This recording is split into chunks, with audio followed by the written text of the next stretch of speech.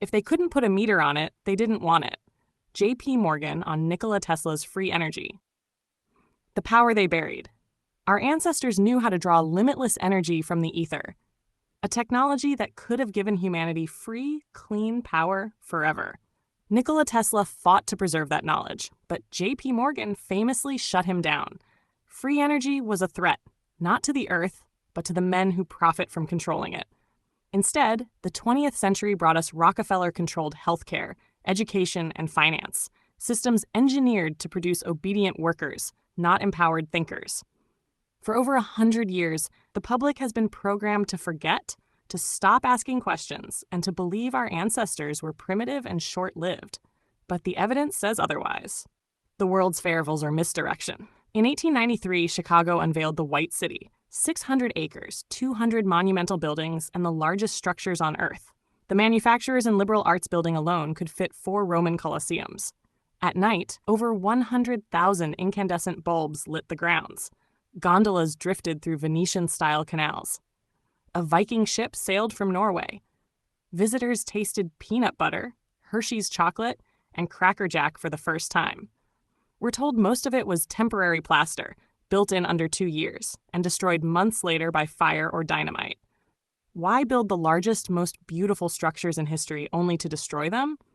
Or were they already there, refurbished and whitewashed with newly invented spray paint to hide their true age? Patterns in the rubble. This wasn't unique to Chicago. Across the world, from St. Louis to Paris to Barcelona, we find the same story. Impossible timelines, massive buildings completed in weeks or months, old-world architectural styles that match cities across continents, convenient destruction immediately after public exhibitions. The fairs weren't just events. They were re-education programs designed to install a new historical narrative while erasing the old one. An interconnected civilization. The ornate, geometric, energy-aligned buildings seen worldwide in Africa, Asia, the Americas, and Europe point to a global culture sharing advanced knowledge.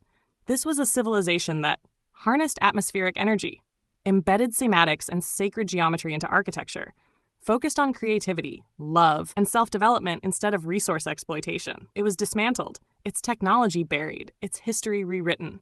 The creatures they want you to forget. Ancient records mention dragons, griffins, and unicorns, not dinosaurs. These beings are carved into stone, painted on flags, and woven into heraldry across cultures. Meanwhile, ruling elites openly use occult imagery tied to fallen angels and ancient beasts, confident that the masses will not see, or will dismiss it as fantasy. The profit of ignorance. In 1853, America's literacy rate was 93 to 100%. Freed slaves became congressmen within 5 years of the Civil War. Humanity was capable, educated, and connected.